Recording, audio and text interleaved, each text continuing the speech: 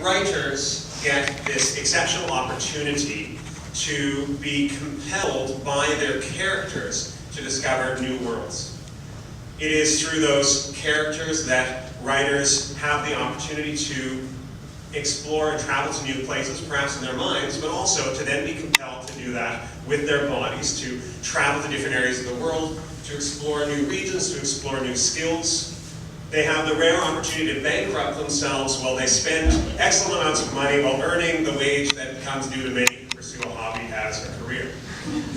But we do have some excellent writers with us today who have really transformed their hobbies into excellent careers and have had the opportunity to explore many different skills that have helped deepen the work that they do. I hope that through the lens of swordplay, which is what we've chosen today, that we can see how one aspect, an exciting part of novels, how these writers explored that area and how that has influenced their writing. And perhaps for the writers in the audience, how they might recommend that you pursue the various pursuits of your characters. We have an exciting program that's going to involve diving into some sword fights that have been taken from the pages of these authors and turned into some choreographed fights by the fighters and choreographers of Academy Duel, and which I obviously have a close personal association with. And we're also going to get an opportunity to talk with the authors about the process of writing, as well as swordplay and many other different pursuits that they have taken up to explore these works and to be better writers. And we also are going to have an opportunity to do a Q&A and get up close and personal with those authors at the end of the evening. So I would like to call up our first writer to take us right into one of his books, and that is Chris Humphreys, C.C. Humphreys. He and David McCormick and Callan Ulan are going to be demonstrating a fight from Chris and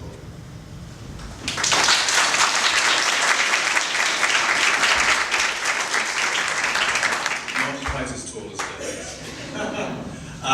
It's an absolute thrill to be here. I was delighted when the Academy Duello asked me to do this because they asked me, which fight would you like to do? And I actually picked a fight from a book that it actually came out in 2006 called Absolute Honor. It's the third of my Jack Absolute series.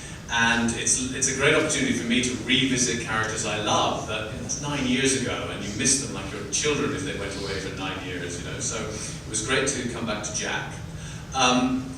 We're going to talk about this a lot more, I'm sure, but it's the context of the fight as much as the fight itself that's important in fight writing.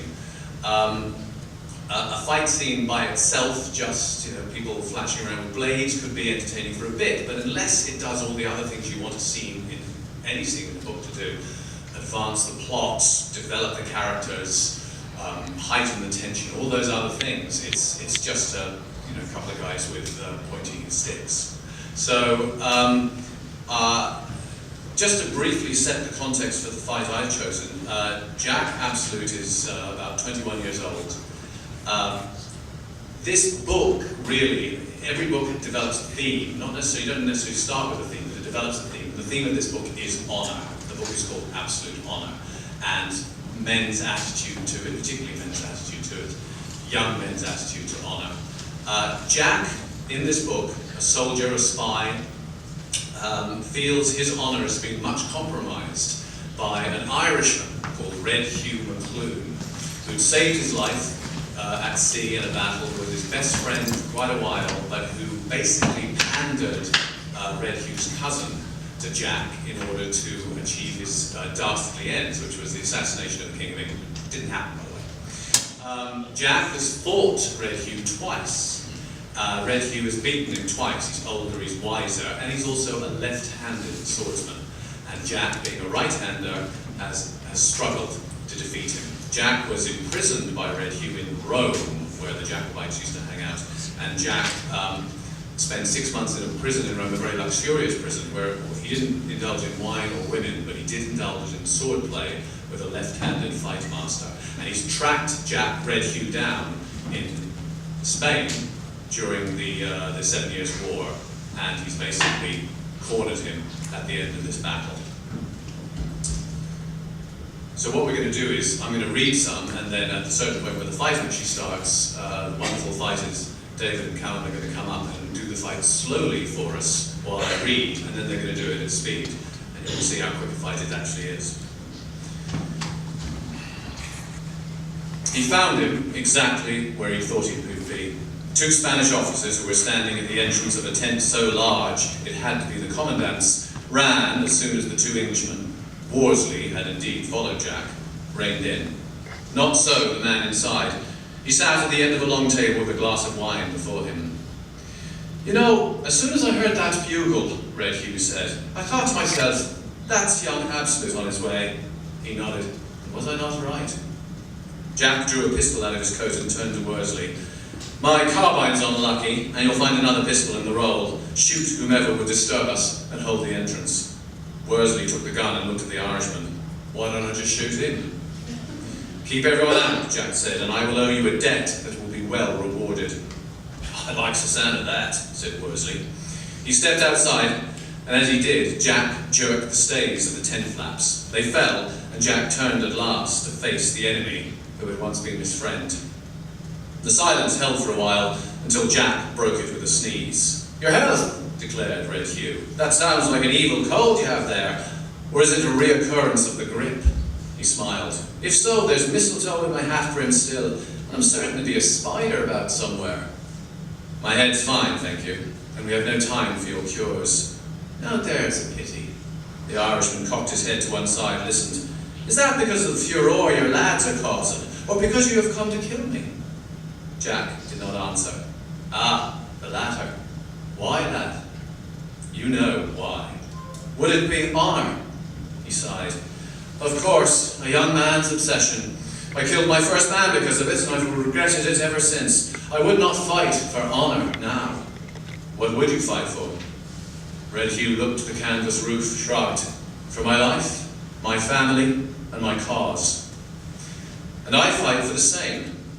Jack had not moved from the entrance, and now he did, came forward from the shadows into the light thrown by the three lamps, laid down the oilskin he was bearing upon the table that ran nearly the length of one wall. He began to untie it as he spoke. "My life in the hazard, my cause, which is opposed to yours and is represented by this uniform I wear, and my family, whose name you have dishonoured by linking it to your treason. Ah, honour. What does the poet Cato say? A fine, imaginary notion, its pursuit, hunting a shadow." A sad smile came. "A shadow, Jack. Yet I suspect you fight for something with more substance, do you not? Admit it, man. Isn't it really about the girl?" Jack was silent a long moment. When he spoke, it was with the bitterness of certainty. "It used to be. I had only been infatuated before, never truly cared. When you betrayed me with her, when you used my love for your ends, when you broke my heart..." He faltered slightly, then went on. "I thought then that there was reason enough to kill you."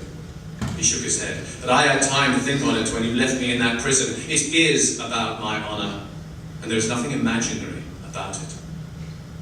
The rain had doubled in force, smashing onto the roof of the pavilion with a noise that reduced the conflict to distant rolls of thunder. He flicked back the oilskin. Red Hugh craned to look. "Ah, small swords, is it? My, you have taken some care." He sighed. "And I am sad to see you so resolved, for it is a sorry thing to kill a friend." "I'm sure you would know." "I would, God forgive me. I did not think I would ever commit that particular sin again." Jack licked at his cracked lips. "Are you so certain that you will kill me?" Red Hugh drained his glass, then rose slowly. Jack took a step back. Though both swords were in their scabbards, he had seen how fast this man could strike. "My friend, we both know that if we fight, I will triumph. We've crossed swords twice, and both times I have taken you." A harder edge came to the lilting voice. "And you must know that this time I will not, cannot spare you. The moment I saw you in the barracks back there, I realized that you will never rest until I am dead. And I have things to do yet, spectacular things." He stretched out a hand. "So, lad, a last appeal. Shall we forswear honour this once, and save ourselves the unpleasantness?" Jack swallowed, eyeing the man, his easy confidence. But there was nothing he could say. Here, at last, there was nothing. He shook his head. Red Hugh sighed, the hand dropped. Then let us to it. They stepped away from each other, hands reaching for the sheathed weapons, then moved till they stood at either end of the table. The tent was long, about the same length as Jack's prison room in Rome had been, but shallower. And from the moment he had entered and gone to the right side of the tent, Jack had begun the fight. For the first rule of fighting a left-hander, Ubaldi had taught him, was keeping to the man's left side, so blade was level with blade. The table prevented the Irishman from gaining the right. Both men cleared their scabbards, came on guard. Neither moved. There were perhaps 5 feet between the tips of their weapons. Jack felt a tickle in his nose, raised his sword point to the roof. A moment, he said, stepping back, then sneezed. Your health. And yours. Both men saluted, came on guard again. The rain drummed even louder. Out of the corner of his eye, Jack could see their shadows stretched along one wall. The gap between their blades was distorted, huge, but it reminded him of the differences between the French school the Irishman had trained in and Jack's Italian teacher. Red Hugh had always waited at a distance, luring Jack forward, then covering the gap with speed. It was something Jack could not allow again. Like the Roman he'd been taught by, he closed with his opponent in a pace and a lunge. He looked to the eyes for his enemy's moves, not his sword point, and he could see the smile in them, the older man reassured that the youth had lost none of his impetuosity. Twice before Jack had attacked just so, twice he'd been beaten. It suited Jack for the man to think him yet rash, and he strove hard to confirm it, relying on his speed to counter the ripostes. Jack's whole body, if he'd not anticipated it, already lightening the weight on his front foot, throwing himself backward. It looked as awkward as it was. Oh, lad, sighed Red Hugh, coming on. The thrusts came the other way now, and Jack remembered and used Ubaldi's second rule for left-handers. No fancy parries, no circles, just straight across the body in cart, retiring a step with each one. 5 came and he did nothing but parry, step back, till his trailing hand reached canvas as his one in Rome had reached wallpaper. There was a bare half-second of hesitation then, and Jack only saw it because he was staring so closely into the Irishman's eyes. For the first time in their 3 encounters, McClune had paused to consider an alternative thrust. For the first time, he had made a mistake. Dropping back and low till his shoulder was against the tent wall, Jack sprang forward, sword point aimed diagonally up at the eye. Red Hugh jerked his head to the side, his own blade coming up, encountering air, for Jack had withdrawn his weapon, lunged again straight to the chest. The ground lost was regained. In a jumble of thrusts and missed parries, he ran back the length of the tent, and suddenly it was the Irishman whose back was flat to the wall, the Englishman who was pinning him there. Red Hugh tried to pull his sword back, put something into a counter-thrust, but his elbow pressed into canvas didn't give him the force required. The point went high, and Jack ducked fast, his own blade pushed up almost square, guiding his enemy's steel just over his head. And as he did, he realized that it was time for Il Maestro's secret move. Still crouched, he twisted his weapon sharply across and down, elbow and left leg both shooting back. Then, as the Irishman recovered, brought his blade hard back, Jack rose from his crouch, switching hands as he did. Dropping the sword into his left, lunging with his left leg forward, he thrust diagonally up with the whole force of his rising body behind it. The lunge slipped well under the parry that it was warding against the right side attack. It entered flesh somewhere just below the ribs and did not stop. Red Hugh's weapon came across then, the blunt edge of the blade aimed at Jack's ear. But the blow was weak, and Jack ducked it easily, backing away fast, forced to release the sword that would not come. The Irishman had not moved. He stood there now, weapon lowering to the floor, Jack's sword lodged in his chest. The pale skin had gone white, making his hair seem even more vibrantly red, as if suddenly shot through with flame. "By Christ, man," he said, his eyes wide, startled. "But..." He took a pace forward, shuddering, as the sword, which had pierced the tent wall, came out of it. Blood ran from his nose and appeared at his lips, bubbles forming as he tried to speak. Jack moved farther away, reaching the opposite wall in rapid steps. Red Hugh fell. His body crumpled straight down as if he was sitting on the floor, his arms resting on his thighs, his head lolled over. Cautiously, Jack approached. The Irishman made an attempt to lift the sword still clutched in his hand, but it slipped from his fingers. Jack stepped in, moved the weapon aside, knelt. The head came up, eyes opened. "You've killed me, Jack." No. Now he was looking at what he'd done. He could not remember why he'd done it. I'll call a surgeon. I'm past their skills. Not even a McClune could have the cure of this one. He coughed, and blood surged again through the whitening lips. In a moment, Jack had his handkerchief out and was dabbing at the flow, as if cloth could hold in life. "'Tis well done, lad. I was certain you had not the skill. I did not until Rome." "Rome!" Another cough, more blood. "Please tell me I didn't spare your life so you could learn to take mine." Jack stayed silent, and a little smile came to the reddened mouth. "Now, isn't that a thing?" His voice was fainter now. Jack moved around so the man could lean back against his knees. "Wine," he muttered, and Jack reached up, grabbed the bottle, brought it to the Irishman's lips. When it touched, the eyes opened again. "My last pledge," he whispered. "What shall it be to, Jack?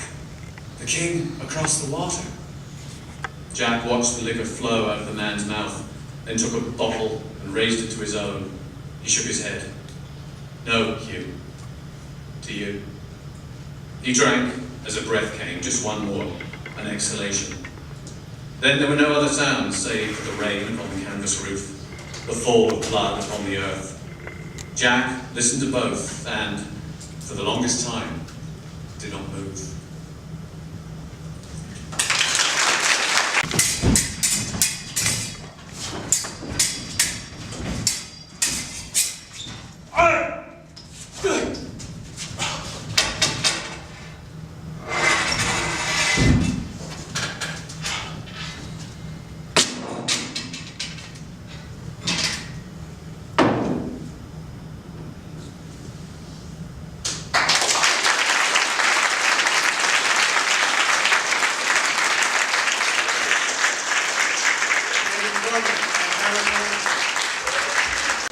Now, our authors, they saw these fights for the first time today, just before this show. And so I'm interested, I'll ask Chris here, how close was that to what you imagined when you wrote the fight?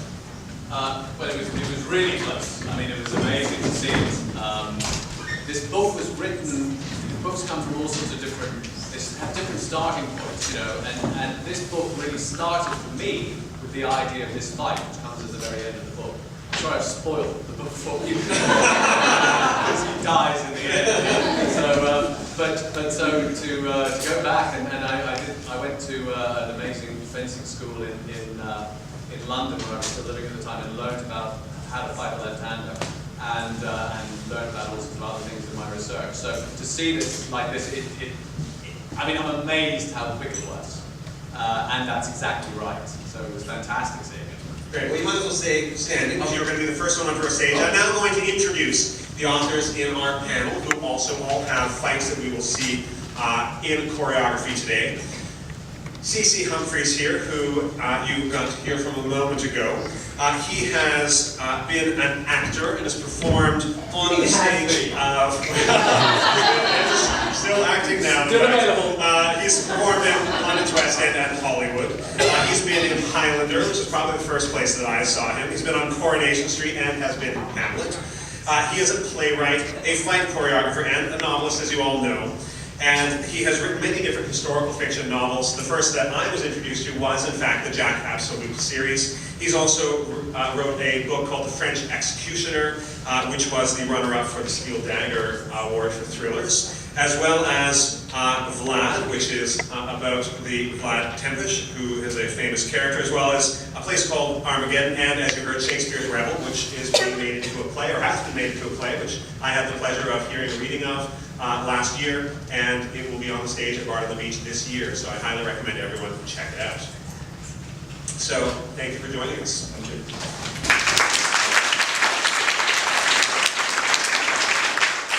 Next up, I'd like to introduce Jennifer Landels, so she can make her way up.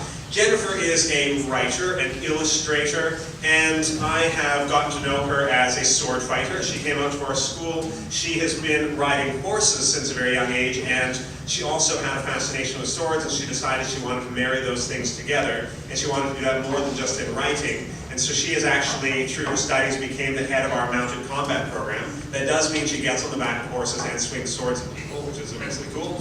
And she is also a part of the Pulp Literature Project, which is a quarterly anthology. And she has her own short story in there. Helena's Song is being serialized in there over the course of several issues, I believe. So that is excellent to check out. And you can chat with the Pulp Literature people at the end of our show this evening. It is a fantastic periodical and absolutely worth checking out. Thanks, Jennifer.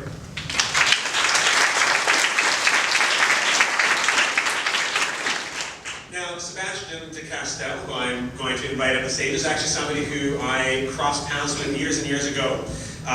He had finished a degree in archaeology. I just learned this today as I read his little bio, and he discovered that after his first dig about 4 hours in, that was not his desired career. He left to pursue, as he describes it, a focused career as a musician, woman'sman, interaction designer, fight choreographer, teacher, project manager, actor, and product strategist. He has said that his only defense against the charge of unbridled dilettantism is that he generally likes doing the things that he has pursued.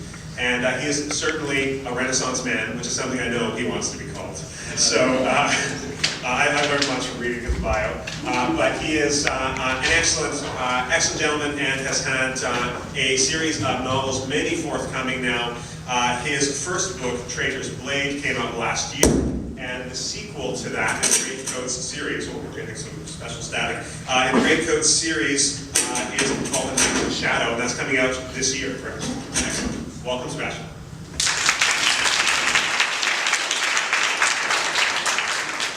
Now, if you see a woman walking around the streets of Vancouver with a tricorn hat on, it might be our next guest. If she was also carrying a giant spoon, it was certainly our next guest. I'd like to welcome Chris Sayer onto the stage. Chris is she's an independent game developer at Dingo Games. She's also an illustrator, graphic designer, seamstress, swordswoman, sequential artist, which you'll have to tell us what that means, as well as someone who's just really, really busy. And she has been working on self-publishing her own illustrated novels, also appeared in Pulp Lit, and that is what brought her out to my knowledge originally. It is a series called Tatterhood, and she's going to tell us more about it, but it does indeed involve a giant spoon. So those who are wondering, the program where it said that we would get to explore the depths of spoon fighting, that was actually serious. And you'll often, if you come by Academy Noella, you'll see sometimes there's a giant spoon leaning in amongst all these pole arms, and people often ask me, do you guys actually teach people to fight with those? The answer is yes. So we have assembled our excellent panelists to the stage here, and our topic, as I introduced at the beginning, is to really look into what it means to explore the skills of our characters, or to explore a skill as a writer. Is that valuable, as well as what you have gained both from your study of swordplay, which is one of our topics here, but also from the other skills you may have pursued. And so I'm going to start out with that first question, which is, why study something to develop writing? Is that valuable? What are the values that you have from that? And I think I'll start down on the far end with Sebastian. Thank you. I like how it comes with its own little thunder. I guess for me, Sweet, can we adjust that for us? actually, I'm pretty loud even without it. I'll just do this. Yeah. Nope, that won't work. I'll let you figure it out, Amber, sorry. It's actually just my voice, that's how I talk. Feedback frequency. Okay. I think when the essence of writing is to create a sense of drama. And drama comes from, or drama seeks to create an emotional response in the audience. So for me, anything that you do that lets you explore the depth of emotional responses that you have is valuable. So when I started fencing, I mean, it's really scary when somebody's coming at you with a sword as fast as they possibly can. And you know, in sport fencing, you know, you can't really get injured except for the guy who I injured the first day I started fencing. Never fenced again. Always wear a cup, guys. He should have expected it. I was neither very good and not that nice a person. But whenever you explore another field, whenever you sort of delve deep into it, you get to experience at least some of the emotions that people have. And we're accustomed to thinking of emotion as, you know, a very narrow sort of spectrum of things. I'm happy, I'm sad, I'm angry, I'm fearful. But there's all these different kinds of fearful, there's all these different kinds of angry. And you experience them, and swordplay is especially rich for that, because every opponent brings something different out of you. So, you know, sometimes it's fun, it's pleasurable, even when it's aggressive. Sometimes there's just this innate thing where you just think, you know, I think Chris is really going to try and kill me because he thinks he can get away with it and say it was an accident. So that's what I think you get as a writer, whether it's from swordplay or sailing or anything else. You get to explore some of the things that make you excited, some of the things that make you angry, some of the things that make you fearful, in a way that is more visceral and therefore, you know, can translate into your writing. Excellent. So Chris, I'll have you maybe add your own flavor of why it doesn't even need to be swordplay, but why study something as part of the writing process? Well, you want to get it right. You know, you want to if you're inviting someone into a world, you want to realize that world as fully as possible. You're not writing, and this is something that I think holds a lot of writers back when they begin, especially if you're writing historical fiction. You fear the panel of critics who are going to pick up your every point. And you have to, you know, I had to learn to obviously get rid of those critics, because I'm not a historian. I love history, but my part of my duty is to make the history as right as it possibly can be. But really, what I am is a storyteller, and you use the things you learn to enhance the depth of that story. I don't like over layering. People always say to me, "Oh, I learned so much reading your book." And I think, "Oh, good. Did you enjoy the story?" Because I don't. My friend Diana Gabaldon says that there's the school of historical fiction writing, which is, "I've suffered from my research. Now it's your turn." And that's a good lesson, I think, for us, because sometimes we can get so carried away with our passions. So part of the job is learning these skills, so you can write about them in a very succinct way. You don't have to show off with them. So I find it fascinating. I mean, I've always been someone who's interested in a variety of things. So for me to have the privilege of at least partly earning my living from going off to strange parts of the world and exploring strange histories, learning strange techniques, be it swordplay or what. I came to the Vancouver International Sword Symposium 2 years ago and spent 3 days studying the sword and buckler work of Achille Marozzo, a 15th century Bolognese fight master, because I was going to write a book that involved a lot of sword and buckler play. And that to me was just fascinating, and it absolutely enhanced. But the last point I'd like to make about research is that the research is not so much about getting the details right, but that's a nice byproduct. The research is about giving you a springboard for telling your story. So you'll uncover a fact, and you'll think, that is just so cool, about how to use a buckler, for example, that translates directly into character. If it's not about the character, it shouldn't be on your page. So any fact you use, any skill you acquire, all feeds into the writing of your characters, which is what we read books for. Oh, she has her own mic. It's a bigger mic. Same question. Yeah, go for it. Yeah, I agree with both what Sebastian and Chris have said. There's something about immersing yourself in the world that you're going to write about that then lets you write easily things. And one of the things I wanted to learn more about was swords. I Googled rapier, 17th century rapier. And Academy du Lac came up first, and I went, there's a swordplay school in Vancouver? Anyway, that was how I got into this, but it was a process of just familiarizing myself with as much as I could so that when I actually sat down to write, I didn't have to stop and think about things. So it's a matter of feel more than detail. Excellent. Now, Chris, I know you certainly have had some passion to pursue your skills in order to elaborate on your character. Let's hear more about that. What they said.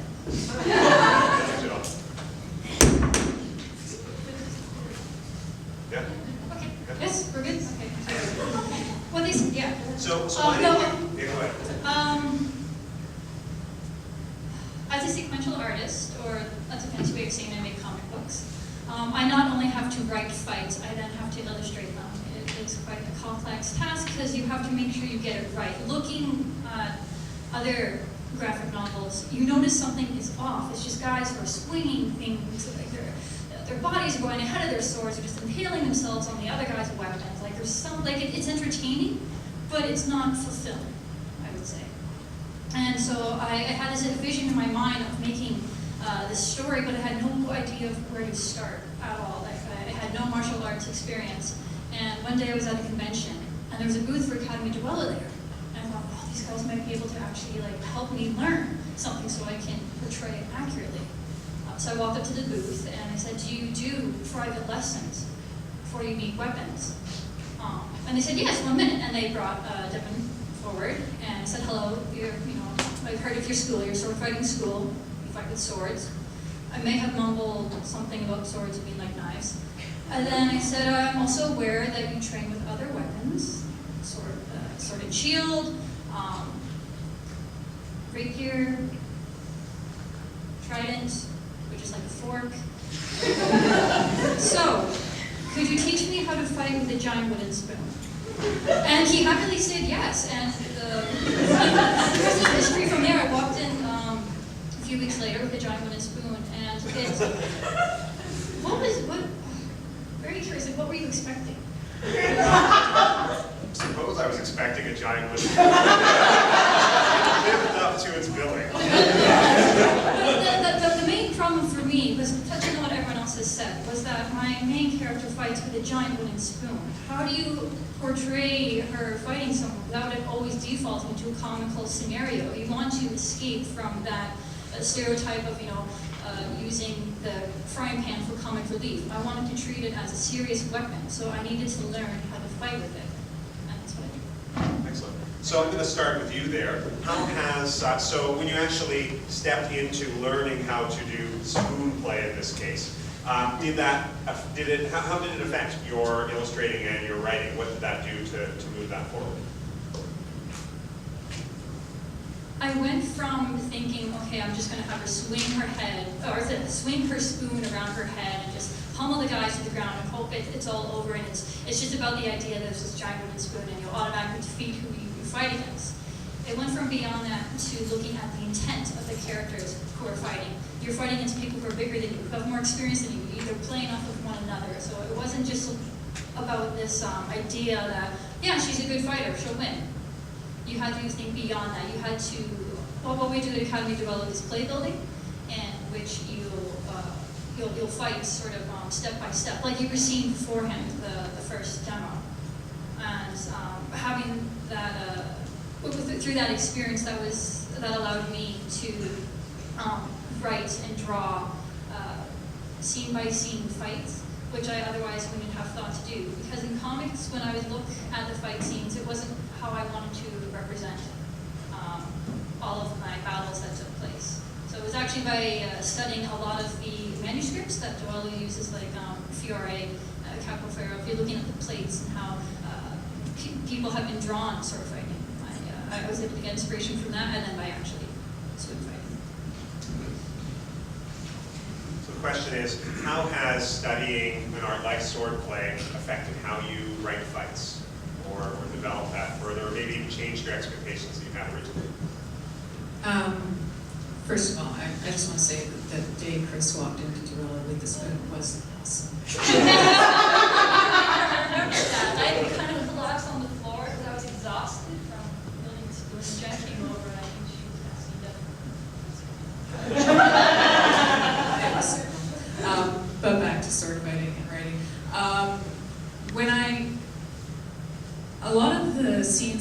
song that have been published so far were written before I started sword fighting. And I haven't actually changed much of the mechanics that happened.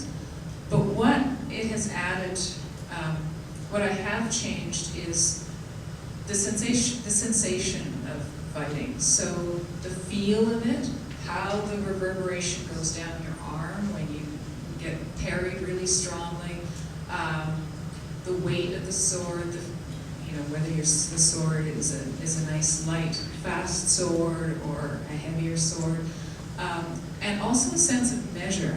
I mean, that's something you learn really fast as a sword fighter, is what is the safe distance to be away from somebody.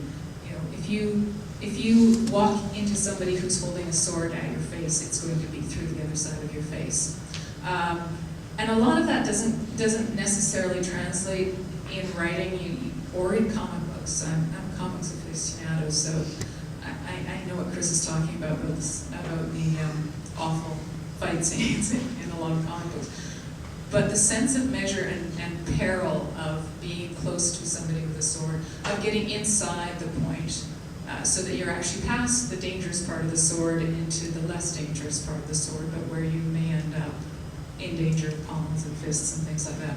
So I would say it has affected my sense of feel for writing. Very interesting. Good. So how's studying swordplay influenced perhaps how you've written fights, and maybe even that process from before you studied it to afterwards? Well, I came in it the other way around, really, because I was a sports fencer at school from the age of 13, and then went to drama school and did a lot of stage combat. So I always loved, I became an actor essentially so I could leave around with bladed weaponry. That was the pure motivation. So I always loved it. But for me, of course, I suppose, based on my stage combat stuff particularly, it was always the sense of drama. What I write, really, if it boiled down to it, is character in action. And there are various forms of action, obviously, from lovemaking through to swordplay, and it's always a chance to reveal something about the character, something different. They're doing something different, and you can learn different things. So by studying swordplay further in more depth, I think I was able to bring more shades to the characters, and obviously, hopefully more skillfully write the scenes. But it's also about every character would fight in a different way, as every person would make love in a different way, and there's a chance to reveal something. I always think of Mercutio in Romeo and Juliet, who comes across as this really sort of louche, upper-class, wastrel, drunkard type of character. And I've choreographed it once, and I said, why don't you fight like the worst street thug on the planet? So there's this sort of languid fellow who turns into an absolute nightmare of a killer on the street. That to me is interesting, and I try to do that as much as possible in my writing, and that definitely, my studying of swordplay has helped with that sort of thing, how you use the sword as a tool of character.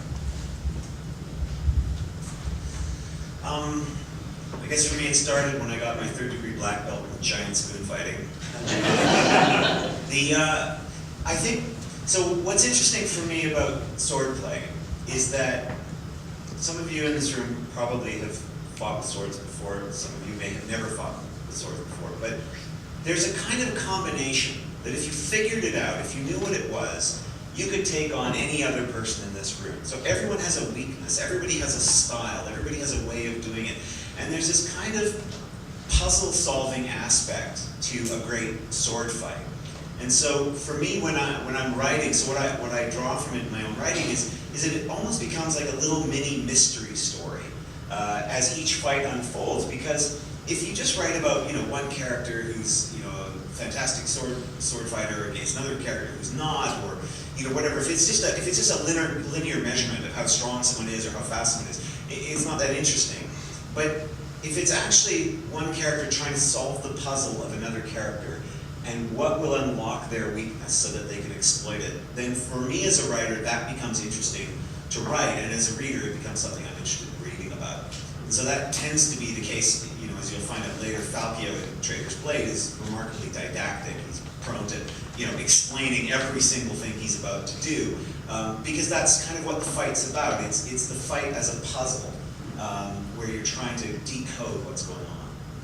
I remember in R.A. Sabatini's Scaramouche, he has a big part of that has to do with him trying to unlock the secret to defeat his enemy, which ends up being, I remember reading this sort of novel about ranger fighting, and essentially it was disengage a lot of times. Like, okay, I keep that. So one of the things that came up amongst all of you in that last question was that process of moving from outside of something to inside of it, to understanding it from the inside, how that really transforms our ability to express that to do with characters. As you guys have stepped into different skills in order to understand them from that perspective, I'm interested if there's anything unexpected that you've learned when you have stepped into some skill. It doesn't need to be swordplay. I'm interested in any skills you've maybe sort of pursued in writing that you've then learned something. As Chris was saying, sometimes you discover some new thing that you didn't know, and that takes you in some direction. Is there anyone who wants to start on that question? Something unexpected that you've learned from pursuing something for your novels? All right, Sebastian. Yes. Archaeology is like camping, but nobody bathes and they have a lot of sex and smoke drugs at night.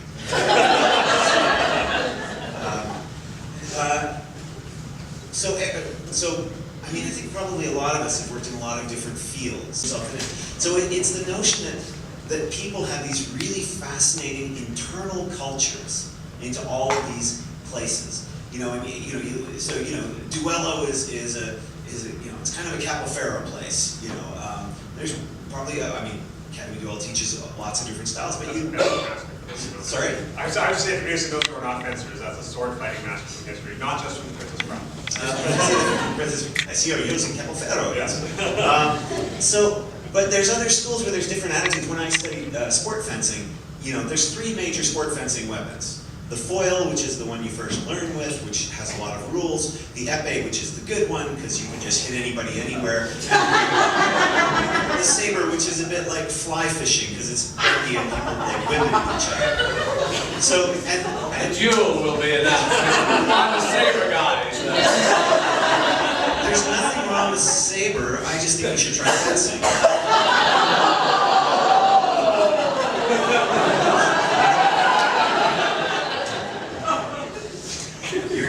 Free shot. But the way that I've said that, in a sense, articulates, maybe in a slightly venal manner, the view of the school that I was a part of, which was, we were the school that was like, saber's not a real weapon, epee is the only true weapon. There's other schools that are like, foil is the only true weapon, it's the one that requires the most discipline. And so all of that internal culture is just, I don't know, it's exciting to me.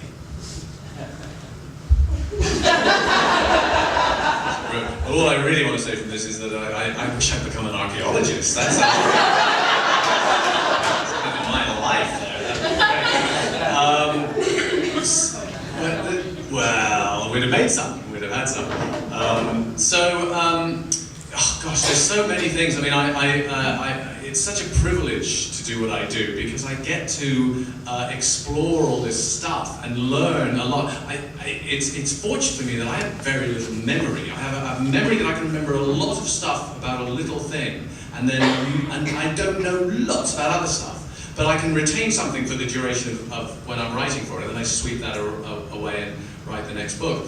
So it's a slightly hard question to answer this, but I became obsessed. And I'm still obsessed, and I suppose I can remember a bit about this, by William Shakespeare. And in order to write Shakespeare's Rebel, my book, which is about William Shakespeare's fight choreographer. And it just seemed to encompass so many of my passions, two of the foremost being sword fighting and Hamlet. And there were so many things I discovered on that journey, which I'm in the middle of. I have to say, it's a journey that they'll be pushing the coffin lid down on me, and I'll be going, to be or not. Worm's food.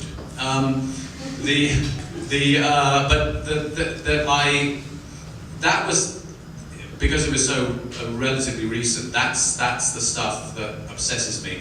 And the stuff I discovered on that journey it's a slight digression this, but it's actually to the point as well. I have no truck at all with the people who say William Shakespeare wasn't William Shakespeare. I absolutely believe, because the people who say that are usually people who aren't actually artists themselves, and they forget the key ingredient for all creation is imagination. And we, as to a greater or lesser degree, what we do is we pretend, we make believe, and we channel all the stuff we kind of know, and then we pour it out. The poet's pen in a fine frenzy rolling, doth glance from heaven to earth to heaven, as imagination bodies forth the form of things unknown, the poet's pen turns them to shapes. I mean, it is a massive digression, an excuse to speak Shakespeare, but that's the sort of stuff that absolutely rocks my world. Yeah, maybe follow Shakespeare. He just said, no, that was better, right?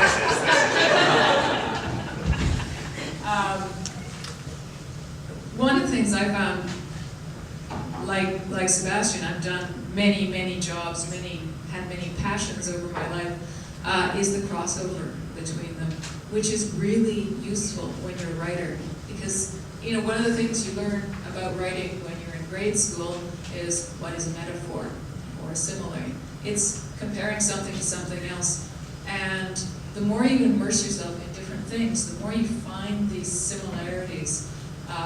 The more I can tell a sword fighting student when they're leading their horse to think about stringing the horse. This is a term we use in the school, which means you're not necessarily touching your opponent's sword, but you are putting yourself in a position that you are constraining them and making them move in a certain way.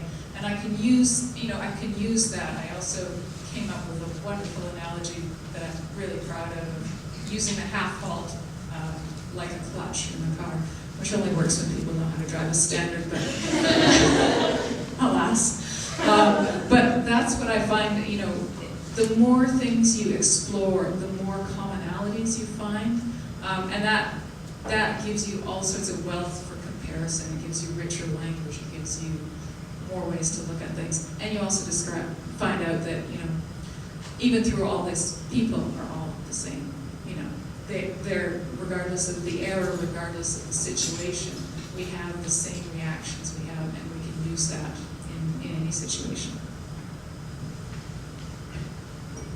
I will just briefly state that I discovered just the different possibilities, options available in using a giant wooden spoon. Like how you attack someone with it, how you would, what part of the weapon? I was expecting, like, okay, everyone's going to get hit with the big ball of the spoon. That's it. Like, no, you actually use the edge. You shorten up on how you're holding this large staff with the weight. I was not expecting to be using a lot of rapier movements with this weapon because it's so much lighter to be whipping that around and then finally pop the guy right in the head. And what was also completely unexpected was finding the rake effect with the spoon. So if you have it just lying down on the ground and you kind of just step into the bowl, it'll come shooting right up and hit you with it. That was last one. So let's move towards the topic of writing specifically. If you were to advise other writers about writing about fights, what are some pieces of advice that you would give when approaching that subject matter? Maybe we can start with, let's start in the middle this time. So Jennifer, why don't we start with you? Okay, I'm going to switch hats now and put my editor's hat on, because, you know, as far as writing, you know, I like writing fights, but I also do a lot of editing. And one of the things Chris has pointed out is it's a story. Never forget that it's a story. As a sword fighter, I'm interested in the blow-by-blow mechanics of the sword fight. And actually that Red Hue fight is actually one of my favorite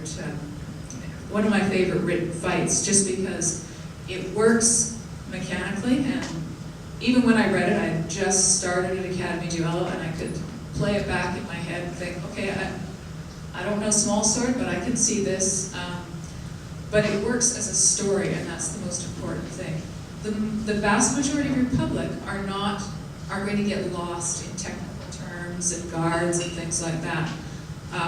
But if you can describe to them the feeling of the play, if you can describe the way your opponent's blade slides down and sends a shiver down your arm, those are the things that are going to capture your audience more than sort of a blow by blow.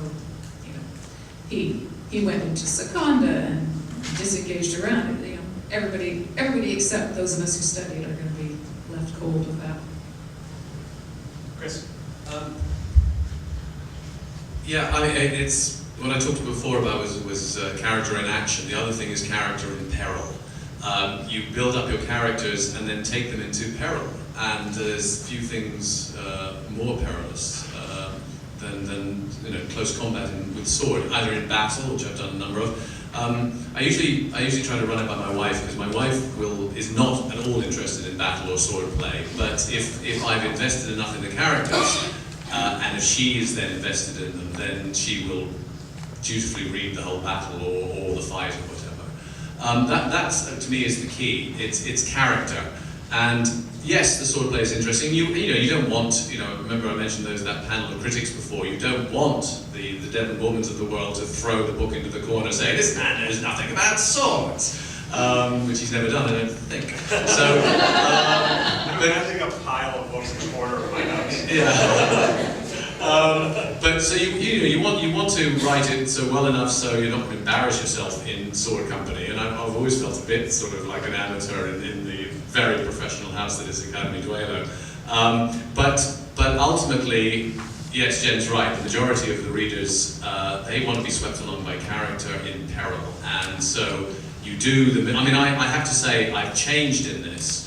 I look at some of my earlier books, and particularly my very first novel, French Executioner, which I never thought anyone would read, so I just stuck in all these huge fights, and then lo and behold it was published, and I was saying, oh, I should probably trim some of those, because they go on for days, and my wife's flicking through. So I've distilled it further and further, to be honest, and I suppose the Red Hue fight is a good example of something that's pretty clean. You saw how fast it was when they actually did it, and it's not hugely longer when you read it, I don't think. You want to characters in peril with pointy sticks, and it should be fun, fast, and furious, in my opinion. When Traitor's Blade was about to be published, I swear to God, I honestly thought, oh my God, someone from Academy Duelo is going to read this and just shit all over it. So I sort of took the opposite view, because I'm writing a fantasy world. There's nothing that bugs me more than when fantasy writers write fantasy worlds where all of a sudden, there's magic and there's different types of materials, but all of a sudden everybody fights like a 16th century, Italian fencer, which doesn't make any sense to me. So I very intentionally made it so that there's not a single move described in the book that's historically accurate to European fencing, as the poor buggers at Academy Duelo discovered, and as you'll see shortly. Last year, when the book was, things we talk about are important. Focusing on character, focusing on characterization, on how they do things, being a reflection of them. Here's the most sort of tangible thing I can suggest for you.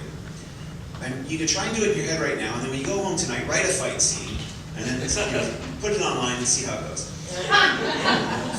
What you want to do is think about 3 different scales of describing a movement of action. So, for example, if Chris were to, and it's likely to happen by the end of the segment, punch me in the face, we could simply say, as Shakespeare did, because Shakespeare was so terrible, they fight and that's all the direction you get. Chris and Sebastian get into a terrible brawl, and Chris eventually wins, through subterfuge. So you can describe it at this very large level. They fought like dragons, facing each other across the mountains for dominance of who was going to eat, the sheep first or whatever. You can describe it in these broad terms. You can describe it in the middle tier of action, which is, Chris, threw a roundhouse punch at Sebastian, who barely ducked in time as it passed over his head, got up again, threw a right cross, and took him out in one punch because he's British. Just I'm really going to milk this segment. Oh yeah. All going in the notebook. You can also, though, describe that movement at a micro level of detail. Which the first thing I saw were the hairs on his knuckles as they suddenly started coming for me, and I felt the wind right before I heard the crack filling my ears, and only then did the pain come from my nose breaking under the impact of his fist. We can talk about fighting in these large levels and these medium levels and these tiny levels. And the flaw that I see in a lot of fight scenes is that they're either written in just a very generic set, they fought like demons, attacking each other with everything they had, which doesn't give enough detail. Sometimes they're written so that everything is described like someone's going through a 15th century fencing manual and going, oh, page 22's got a good one, I'll put that in. And often what's missing, especially at the beginning and the end of the fight, is that absolutely visceral detail, right? I felt, I saw the smile on his face as he realized before I did that his punch was going to connect. And those tiny details. So my advice is, I'm sorry, this is long, but I got to make up for that crappy year of publicity. Is if you want to write a fight scene, try to write bits of it on all three scales. And the nice way to start is the first one, make it very tiny detail. You're seeing the fist coming, you're seeing the glint in the eye, you're seeing all those things. Then you go into that medium level of detail. They throw a right cross, you ducked underneath, whatever. And then you can go into the big deal. For the next 3 minutes, they fought like monsters, they fought like lovers, they fought like whatever you want. And then it's always nice to end the fight, for me, on that singular level of detail. Which I think if you saw in Chris's fight, that really kind of happened that way. It started with a lot of detail, and then it moved into a sort of a medium level of detail, and then it went into the larger philosophical sort of area. But it ended on the very singular, precise movement, the one secret move taught to him by the left-handed Italian fencing master. And I think that for me makes a fight into a story. Excellent. It's simple, that's yes. right.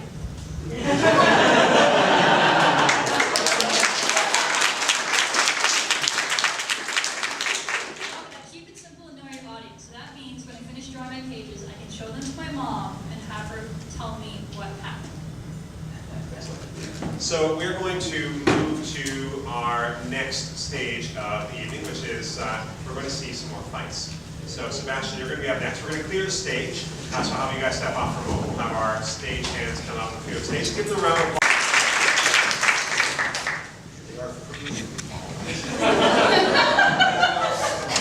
There will be 3 salient differences between the fight that we will perform for you and the one that Chris read earlier. The first being that was a duel between 2 people, whereas this is actually theoretically a 5-on-1 fight, of which 2 of our actors are so talented that they can play 2 roles simultaneously.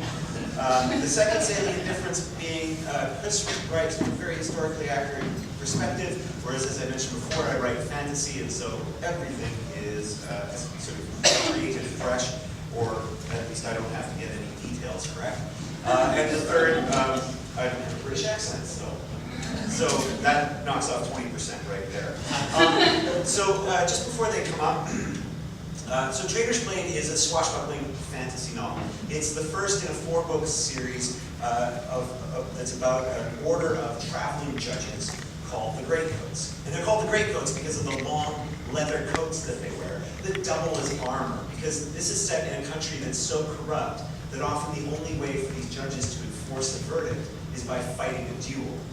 And our story takes place 5 years after the Greatcoats have been disbanded in disgrace, after the king who first formed them was deposed and killed by the nobility, who didn't like having these judges going and interfering with their business. And so our 3 heroes, Falchio, Kest, and Grasti, have recently been accused of having murdered the one remaining nobleman who supported their cause. And so now they're trying to flee the city, and in order to do so, they're trying to sneak out by hiring on as guards for a caravan. The problem being that the Greycoats are reviled as cowards and traitors at this time. And so none of the caravan owners will hire them until one mysterious noblewoman from inside her carriage calls out and offers that if Falkio, as the leader of the 3 Greycoats, can single-handedly take on 5 of her guards, she'll give them all employment. But there's a catch. For each one of her guards that he happens to injure beyond usefulness, one of the Greycoats has to work for free. So it's not a very good deal for Falkio, and it's a pretty bad day for the Greycoats in general. But I'll bring up our fighters to get into position. And I'll begin as follows. So as they're getting set up, Falkio's strategy for this is basically a useful advice for all of you in general, is if you're going to be stuck fighting 5 different people, you should try to find ways to encourage them to come at you one-on-one, which is what he seeks to do. I decided I'd rather fight 1 battle at a time than 5 at once. I wasn't likely to get them all to agree to that, but my mouth has gotten me into enough trouble over the years that I'm pretty good at building up enthusiasm over who gets to punch it first. Hang on, I said, as the men started to circle. We said 5 men. This isn't fair. The caravan captain looked at his men, then at me. There's the 5 of them. Where's your complaint? What are you, blind? We said 5 men. Men. I pointed with my left rapier at the smallest of the group, the one carrying the spear who looked a lot like the other one with the double knives. That one's barely a boy, I said. His mother will weep, and I don't need to have his drunken cowborn half-piece whore of a mother muttering curses in my name at night. I have enough trouble sleeping without that on my conscience. The spearman swore at me. Call me boy, you damn Tritari. I'll show you who's the boy here. He barreled at me with his spear, not realizing that the point of my left sword was already in line with his chest. I used my right blade to knock aside the tip of his spear as it came towards my belly, and he stopped with the point of my sword 6 inches from his chest. He tried to pull back, but I used the same trick on him that I had with the constable earlier. I stepped on his spear. But he was a lot stronger this one, so he kept a grip on it. Stronger and dumber. I did a little stunt Keston and I used to practice as boys and ran up the length of his spear, forcing him to drop it to the ground and letting me get within a foot of him. Then I shifted my hands around so the points of my rapiers were aiming away from him and struck him on both temples with the points. I didn't have to do it that way, but I had a plan, one that required that I really embarrass him. Spear boy dropped like night in winter, and I started talking to his unconscious body. Now don't you go telling your whore mommy that you got beat up at the caravan today. I heard a yell from my right side and turned to see Double Knife coming at me. So I was right about the family resemblance. And now I was going to come and save the family honor. If there's one thing I've learned in life, it's that honor just gets you into trouble. Double Knife had good technique, though. He had the look of a rigger, the one who keeps the wagons repaired. A lot of riggers tended to be former sailors who, for whatever reason, couldn't get work on a ship anymore. He kept in close, so I couldn't make use of the reach of my rapiers. If you've ever seen a sailor really go at someone with knives, you know the idea of parrying is preposterous. The knives are moving too fast, and by the time you've parried one thrust, you've grown 4 other holes in your belly. You have to thrust into the attack and take a few cuts to the arm. The only problem there is that you can't do that up close with something as long as rapier. Thrusting becomes impossible. But I've been fighting double rapiers since I was 8, and I have a few tricks on my own. If you've got limber wrists and you're willing to grow a couple of scars, you can windmill the blades fast enough to give your opponent twice as many cuts as he gets on you. I'll give the man his due. Judging by all the white scars all over his forearms, he obviously wasn't afraid of being cut. Or maybe he was afraid of being cut, but he was also really clumsy. Whatever it was, he soon realized he was getting the worst part of the deal, so he changed his style, binding my right blade back and trying to come in under my left to get at my neck. It almost worked, and I had to take the pain of leaning all the way back on my wounded leg. But then I saw my opening, and since I was already putting all my weight on my bad leg, I decided to take a chance. See, knife fighters tend to ground themselves hard. They fight with both feet flat on the ground and only move to step in on you. They never think about protecting themselves against anything but their opponent's blades and the occasional headbutt. So it came as a complete surprise to him when I ran the heel of my left boot as hard as I could just below his kneecap. I heard a crunching sound as satisfying as the contented sigh of any lover as his knee broke and he tumbled down next to his brother. Bless you, Saint Berta, who walks the waves. Your children are as thick as boards. The captain ran over to his men, just as the two men with war swords started towards me. Legs busted, the captain said. He won't be much use of us now. The lady in the carriage laughed. That's one of yours for one of mine, Chitari. Damn, Falco, you're losing money for us now. You realize that, Rusty said. I muttered a curse in his mother's name and tried to shake off the pain in my leg as the swords came at me. Fighting two swords is obviously more than twice as hard as fighting one, but that wasn't what was bothering me. I was more concerned that the man with the axe didn't come with them. I wasn't foolish enough to believe that I could keep baiting them into fighting me one at a time, so why did we not take advantage of the situation and come at me from behind? I put the question out of my head and focused on the two men in front of me. One was blonde and slim, and the other black-haired and burly, with a beard reaching halfway down his chest. So I decided to call them Blondie and Blackbeard. Not very original, maybe, but I wasn't planning on knowing them for long. They were both around the same height, which was good for me and bad for them. Fighting men at different heights means having to change your own stance all the time, which I couldn't have done with my injured leg. Ifidor, Falco, use Ifidor, Brasty shouted needlessly. Maybe he thought he was helping. Yes, I've heard of it, I shouted back. Ifidor is a technique greatcoats use to fight against two swordsmen. It literally means enclose the blades. It involves a lot of forearm strength, and you have to be ambidextrous to do it. I would have found the suggestion somewhat less insulting if I hadn't been the one who taught Brasty how to do it in the first place. Imagine two opponents, each of whom want to outflank you. So they try to move apart from each other and circle towards you in an attempt to get on either side of you. You, on the other hand, clever fellow that you are, don't want to let them get on either side of you because it means you'll get killed. So you step backward and occasionally follow the same circle towards one of them, so that the other is slightly out of reach of you, and now you're only fighting one man for a moment, and you have a chance to eliminate one enemy.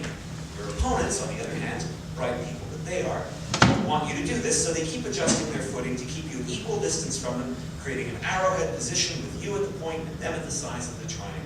This sounds elegant, but in reality it mostly looks like two men jabbing repeatedly at one man who's trying his best to back aside their blades with roughly the same amount of grace as a cow trying to step on a mouse. Then we come to Ifidor, enclosing the blades. You have to wait for the perfect moment when both your opponents, through the natural rhythms that gradually bind all men together, suddenly try to thrust low at the same time. And when this happens, if your blades are in an upper guard position, you can circle them downwards and enclose each of your opponent's blades with one of your own. Now comes the tricky part. You've got both your opponent's points out of line and your own swords on the inside. You flip your points up and step straight forward, keeping your blades in contact with the lower half of their swords, and thrust your points into their bellies. Ifidor is a hard technique to perfect, but is devastatingly effective, and I was just about to do it when I heard Kes cough and realized I was about to kill two men and end up either dead myself or working for free. So at the last second, I dropped the points lower to hit their legs. I got Blackbeard, but missed Blondie by an inch. Fortunately for me, he tried to sidestep and got his left leg tangled up in my blade.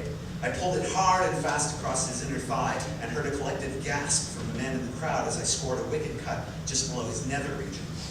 I pulled my right blade out of Blackbeard's leg with a twist that sent him down and got the point of my left just under Blondie's chin.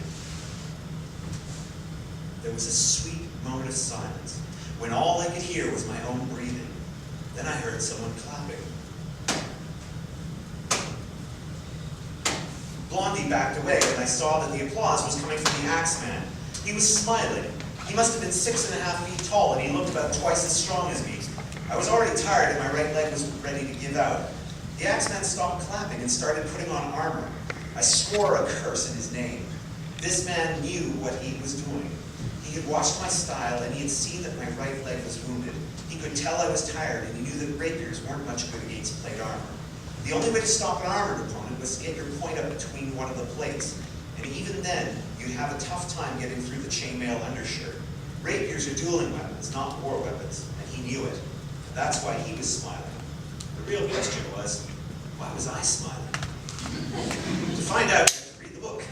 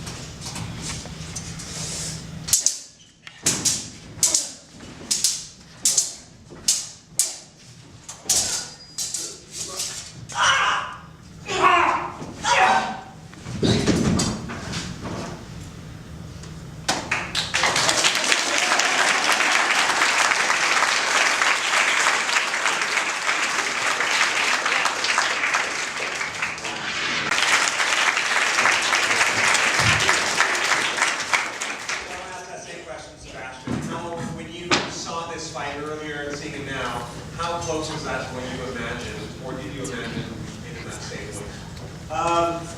Well, first of all, you have to understand that what they had to do is impossible. Because the fight as written doesn't work in terms of physics. And that was sort of part of the intent of it. And so it's quite, in some ways it's quite different, but that's kind of what I love about it. And it's why it's such a, and that's why movies and books shouldn't try to be exact replicas of each other. You have to let the different forms be interpreted that way. And so they've interpreted. To give you an example of one thing that's kind of interesting and different, is that there's a part where Falco says, so I windmilled the blades. And when I was just, thinking of windmilling the blades, there's these patterns in Kali, which is, the Penchak Salat, which is a very different art form. It's not European at all, where you sometimes see them moving these sticks around like that. Now, of course, what they did here, what the team did here, was something that's actually much more historically accurate, and actually is much more interesting for me to watch as an audience member. So I thought it was terrific. All right, I'd like to invite Chris Sayer and her group up to make this remark.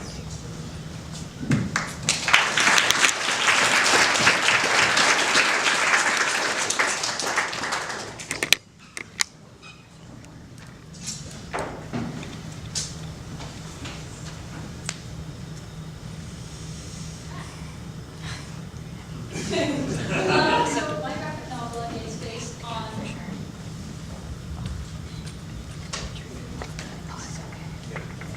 my graphic novel is based on Norse mythology and Norwegian fairy tales. One of the fairy tales, also called Tyra, is about a girl who rides a goat and catches trolls with a wooden spoon. So that's the main character that I took and I put into my story, and she goes on and kind of one thing I will say beforehand is that it is a real giant wooden spoon.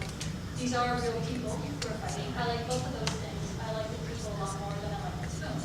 So some of the choreography has been changed from what you will see for safety reasons.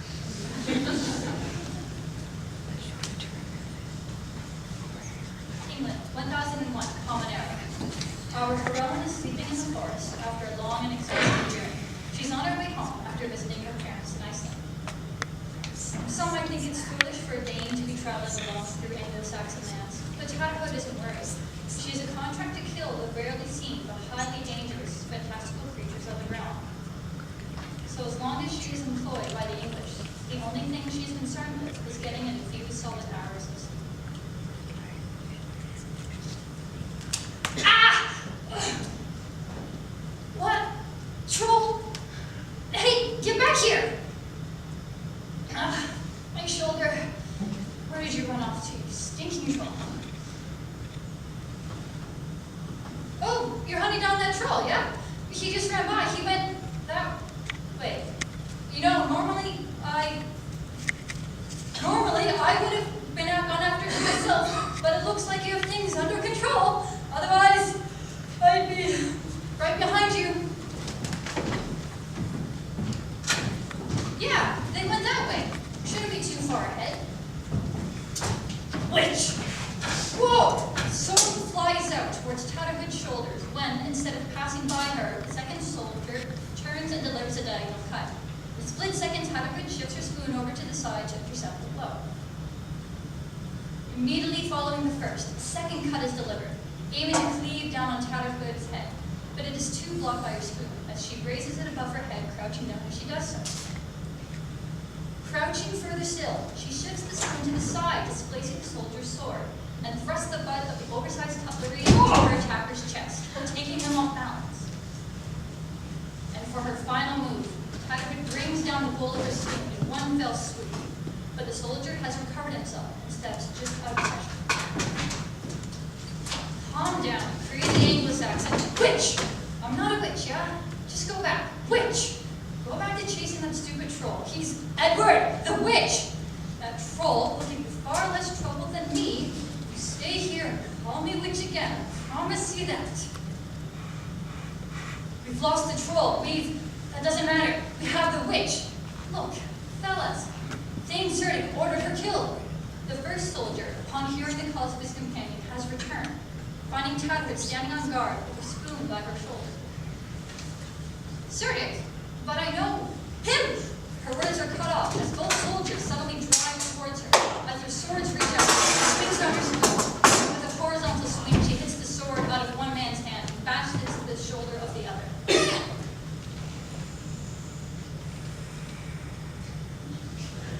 My arm! I think she broke my arm. My arm! I know, sir. I worked for the man. He would not want me killed. I think you fellas have mistaken me for someone else. So, why don't we all just go find him, and he'll vouch for my, non-witchness and confirm my employment with... No, one more word, you cur! Oswald, what should we do? We kill her. We bring her head. Tadwit turns and swings the spoon across, straight into the second soldier's head.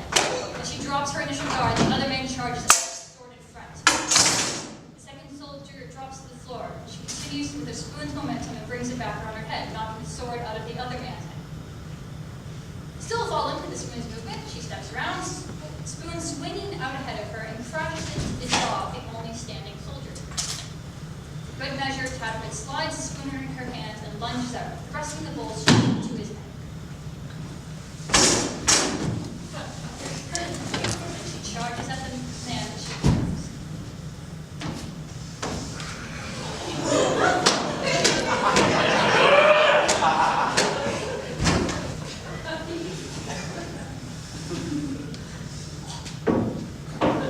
Tadwit stands overwhelmed over the bloody pulp she and her spoon had created.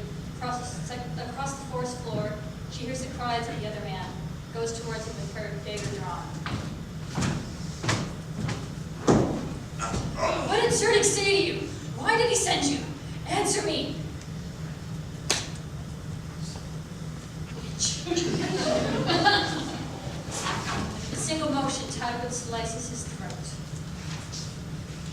Baki, get up. Get up! You have to go home. Now.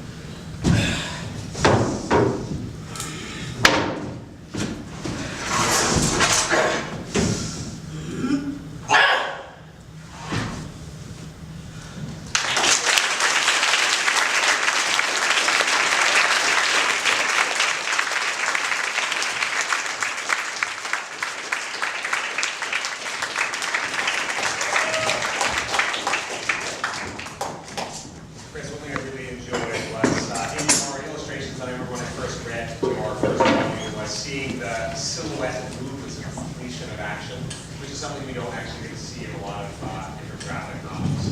So I thought that really added up. For me, it's hard for me to do because I'm so interested in martial arts. But I think for people who aren't, it's something I'm really interested to see some actual detail on how somebody using their spoon in a creative way. It's almost like the spoon itself can become a character in the hands of that. So what I'd like to do is, for a few moments, invite our author back to the stage to answer some questions from the audience, if people have some questions. And after we've answered a few questions, we will invite people to meet them and get books signed and visit some of our tables here. So we have a few minutes for that. Okay, great. So you guys come back up to the stage.